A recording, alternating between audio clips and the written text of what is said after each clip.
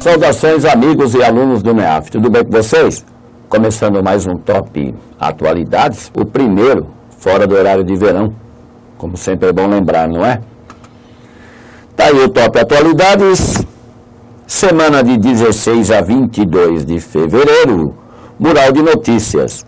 Governo faz 7 propostas sobre reforma da Previdência, Ataque com bombas deixa 28 mortos e 61 feridos na capital da Turquia. Após tirar grau de investimento, SEP volta a rebaixar nota do Brasil. Cientistas usam energia nuclear para combater o mosquito Aedes, em Pernambuco. E ex-namorada diz que a empresa ajudou a FHC a bancá-la no exterior. E claro, uma vez lido aqui o mural, a gente já vai para começar finalmente o top.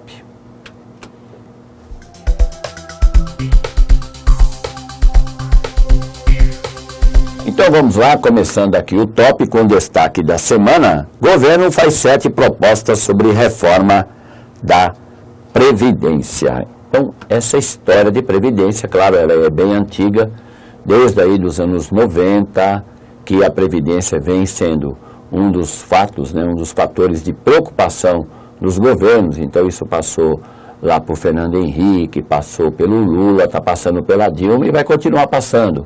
Uma coisa que também sempre tem passado aqui, eu tenho comentado com vocês em atualidades ou geografia, é que a idade média do brasileiro tem aumentado, ou não, tem aumentado. Então tem aí, existem alguns fatores positivos, no caso da queda da mortalidade infantil, melhora na renda do trabalhador e o aumento na expectativa de vida, que faz com que, claro, a Previdência ela vá se tornando cada vez mais um motivo de preocupação, porque afinal de contas, se está diminuindo o número de jovens no Brasil, e está aumentando o número dos idosos, a turma da terceira idade, para onde eu não vou demorar muito para chegar, claro, e você também vai querer usufruir daquilo que eu também quero e todo mundo que passa aí dos 60, 65 anos vai querer usufruir do direito à aposentadoria. Então, é sim um fator de preocupação também por causa desse aumento da expectativa de vida. Que, para você ter uma ideia, no começo do século XX, terceira idade no Brasil era 1%, atualmente passa de 10% da população. Então, isso apontando aí para um aumento. É tudo uma questão de tempo. O censo de 2020 vai mostrar isso, assim como o censo de 2030 também vai mostrar. E olha, são apenas 14 aninhos até o censo de 2030. Então, claro que os próximos presidentes vão ter que trabalhar com essa equação difícil de ser resolvida. Então tá aí as 7 propostas que o governo vai fazer. O Ministério do Emprego e Previdência Social propôs discutir 7 temas relacionados à reforma do sistema de aposentadoria. Claro que você vai ter aí representantes de trabalhadores, de aposentados, de empregadores, Aí essa reunião que ocorreu agora no dia 17, ela realmente tenta resolver todos esses fatores que eu comentei agora com você, entendendo que no futuro a Previdência não pode continuar beirando aí um colapso, porque se ela vai ficando cada vez mais deficitária, é claro que alguém vai ter que pagar por essa conta lá no futuro, não é? E aí, sobre a idade mínima, o secretário especial da Previdência, Carlos Gabas, citou em sua apresentação a questão da demografia e idade média das aposentadorias. Então, é o que eu quero, pelo menos é o que eu desejaria, acho que é melhor, que você, candidato, faça essa pesquisa. Dê uma olhadinha, faça uma comparação entre pirâmide etária do Brasil em 1980 e a projeção da pirâmide etária do Brasil para 2020. Compara as duas e verifica a diferença grande que existe entre elas, não é? A base da pirâmide, por exemplo, você vai ver que a de 1980 ela é bem mais larga, enquanto a de 2020 é mais estreita. No meio da pirâmide etária, onde você tem aí o grupo de adultos, você vai ver que a de 1980 ela é estreita, enquanto que a de 2020 vai estar mais gordinha. E olha lá no topo da pirâmide, que geralmente é mostrada na cor verde, como a diferença é acentuada entre o número de idosos de 1980 para o de 2020. São 40 anos de diferença, né? Daí uma geração praticamente. Então, se a média de vida do brasileiro, que é encarada aí em torno de 58 anos, isso para a aposentadoria, hein? Cuidado, não vá fazer confusão achando que essa média é a média de idade. Se fosse 58 anos, a média de idade do brasileiro, nós teríamos voltado aí lá para 1970, 1960. Não, a média de vida do brasileiro hoje está em torno de 72, 73 anos, sendo que para a aposentadoria, a média é considerada 58, o que dá aí, em termos de países no exterior, uma relação internacional, coloca o Brasil aí no rol internacional da maioria dos países desenvolvidos, que gira em torno disso, entre 58 e 60 anos de idade. Então não é só o Brasil que está só com essa preocupação, você tem essa preocupação na Europa, no Reino Unido, na Inglaterra, nos Estados Unidos, claro. Então há uma preocupação geral. O Japão, o governo está realmente muito preocupado, porque lá a média de vida do japonês é maior, é a maior do mundo praticamente, e o número de jovens tem sido reduzido de uma forma que o governo não sabe mais o que fazer. Já criou até feriados para ver se aumenta o número de nascimentos no Japão e não tem dado resultado. Então não é só um problema brasileiro, há sim todo um clima internacional, porque afinal de contas a média de vida dos seres humanos no mundo, principalmente, claro, nos países desenvolvidos, subiu muito. E como nesses países o número de jovens tem caído, o número de filhos por mulher não é grande, então todos estão realmente preocupados e, é claro, não é diferente do nosso governo aqui. Então, você tem aí um link na base do slide para conferir parte ou tudo que eu comentei aqui, que a equipe aqui do NEAF preparou, e eu espero que você fique mais bem inteirado dessa situação, que é a Previdência, que, claro, pode cair numa prova de concurso esse ano. Fechou?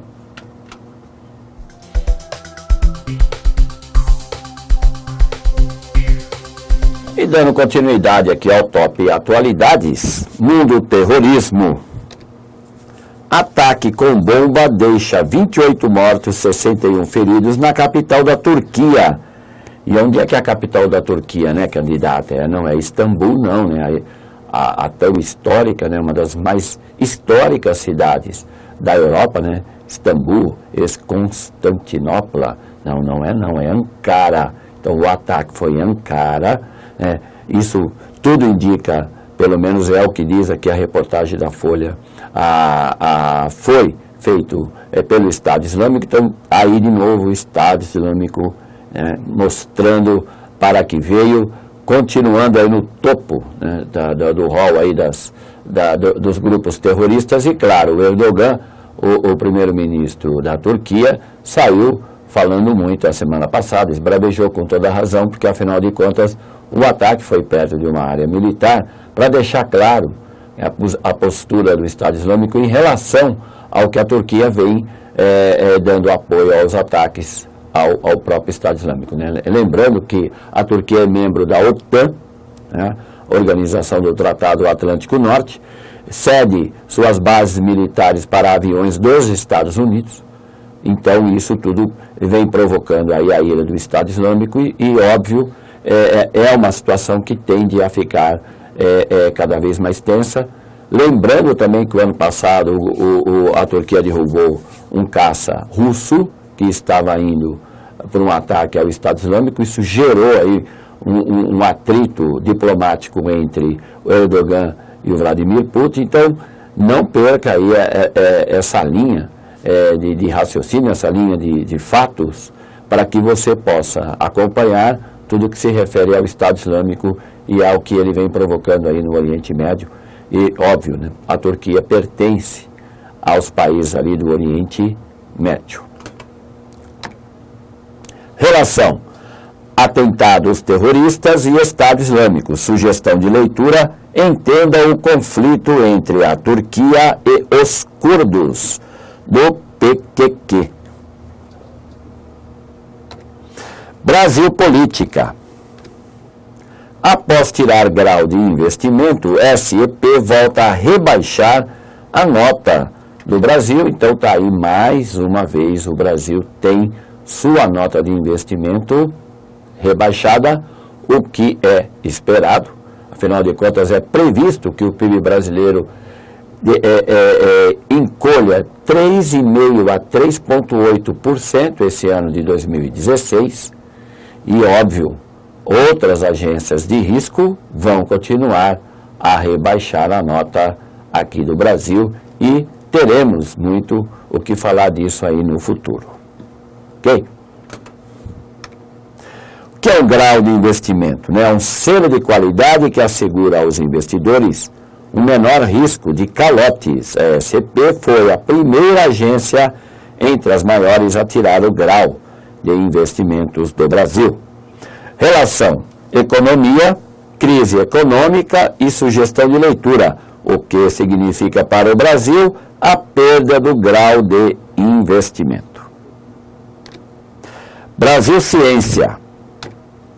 Cientistas usam energia nuclear para combater o mosquito Aedes, lá em Pernambuco. Então, olha aí o grau de importância dessa maravilha biológica, né, da natureza, que é o Aedes aegypti. Até nuclear, até energia nuclear estão usando. Não vamos usar bomba nuclear para destruir tudo, né? Acaba logo de vez com o mosquito da moda, né? Afinal de contas, como eu gosto de brincar, mas é claro, espero que você entenda isso, o ano 2016 é o ano da Zika.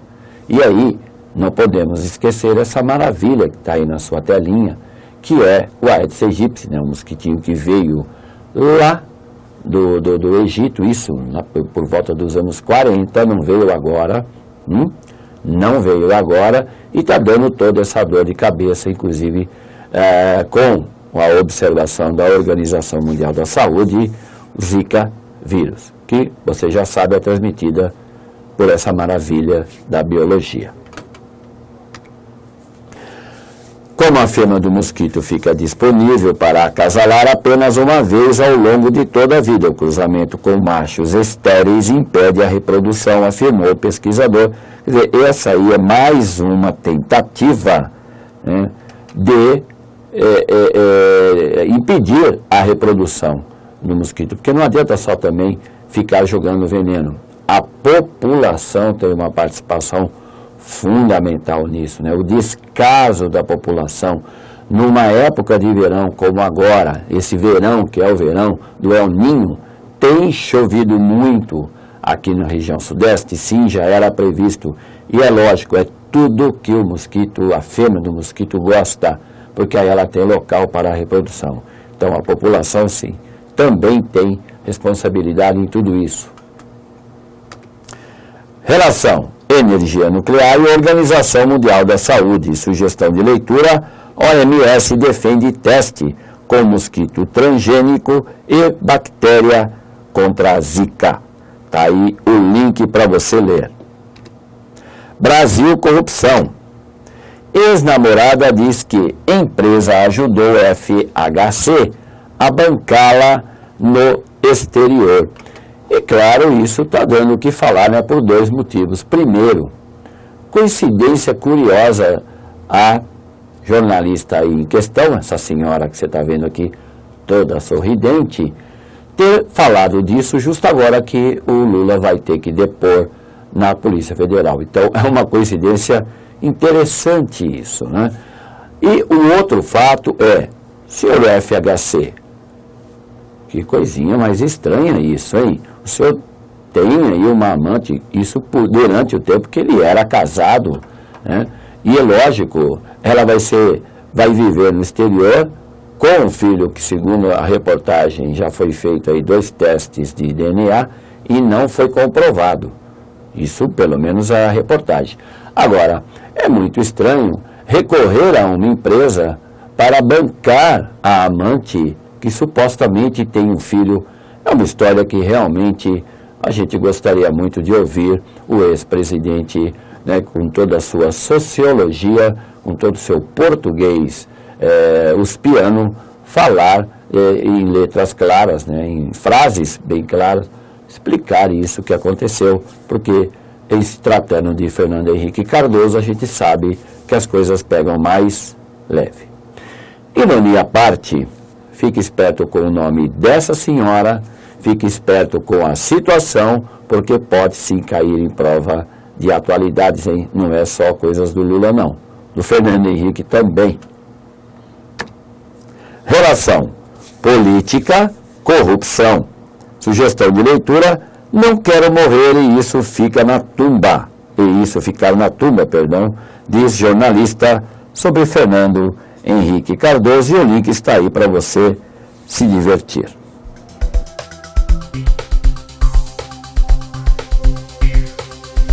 E vamos então à solução do desafio da semana passada. E se você não leu a questão e não sabe o que está sendo dito, ela está aí na sua telinha para que você leia com calma, reflita e escolha a alternativa correta, que eu espero, claro, que você escolha a alternativa E de exato. Então, vamos lá. Não é de hoje que a Arábia Saudita e Irã estão em rivalidade no Oriente Médio. Então, isso é um detalhe importante para você que acompanha as minhas aulas de atualidade, sabe que eu tenho lembrado disso. Então, existem aí algumas colocações que são importantes serem lembradas. A Arábia Saudita sunita, berço do Islã, né, onde fica a Meca, onde está a Kaaba, lá que todos os muçulmanos vão dar 7 voltas, aí, pelo menos uma vez na vida. Então, a Arábia Saudita tem aí um grande rival no Oriente Médio. Esse país é o Irã, que não fala o árabe. O Irã é persa. A língua falada no Irã é persa.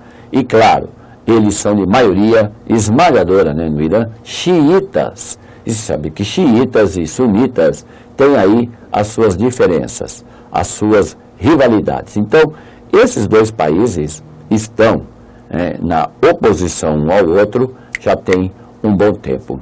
Essa rivalidade tem aumentado à medida em que, por exemplo, o Iêmen, que é um pequeno país árabe que fica ali no sul da península da Arábia Saudita, ele está passando por conflitos e poderá se transformar, por exemplo, numa Síria, numa guerra civil. Então, o interesse da Arábia Saudita e do Irã no Iêmen são grandes, muito grandes. Ali é um dos palcos dessa disputa, e você que também me acompanha deve lembrar que o Iêmen é onde hoje a Al-Qaeda é mais forte. Não é o Estado Islâmico, hein? É a Al-Qaeda. Então, isso aí já é um fator de rivalidade muito grande. Como o ano passado o acordo P5+1 saiu, e isso foi muito alardeado na imprensa do mundo inteiro, fez uma grande cobertura. E as sanções econômicas contra o Irã estão sendo retiradas, quer dizer, o Irã está agora com uma expectativa de crescimento para esse ano de 5%, porque ele retornou ao mercado internacional. Isso deixou extremamente descontente a monarquia na Arábia Saudita, porque você sabe, se não sabe, vai saber agora, a Arábia Saudita é governada por um rei, é uma monarquia, enquanto que o Irã é uma república. Então, até na questão política, eles são oposição, um ao outro. A Arábia Saudita é uma monarquia, O Irã é uma república. E isso só tende a ampliar. Então, você está querendo entender melhor o Oriente Médio? Está aí mais um item que você tem que aproveitar para ler, para guardar, porque afinal de contas, está aí o link, não está? Aonde você pode obter melhores informações para a solução dessa questão que foi levantada a semana passada, que é o desafio que eu resolvi agora aqui com você. Fechado? E vamos finalmente ao desafio dessa semana. A Lei Maria da Penha, em vigência desde 2006, considera que, além da violência física e do sexo forçado, são crimes também as agressões psicológicas, como ameaça, constrangimento, humilhação e perseguição. Sobre a violência contra a mulher, aponte a frase correta. A. O Brasil ocupa a 7ª posição no ranking mundial de assassinatos de mulheres. B. A Lei Maria da Penha é a única lei que protege a mulher. C. O aborto é ilegal no Brasil, apesar das campanhas a favor. D. O nível de escolaridade da mulher é inferior ao do homem. E E. O feminicídio ainda não é considerado um crime hediondo no Brasil. E assim terminamos mais esse Top Atualidades, top que foi de 16 a 22 de fevereiro, esperando que você tenha gostado aqui do trabalho da equipe, do meu, né? E também prometendo voltar a semana que vem com mais um Top Atualidades. Legal? Boa semana, bons estudos e mantenha o foco.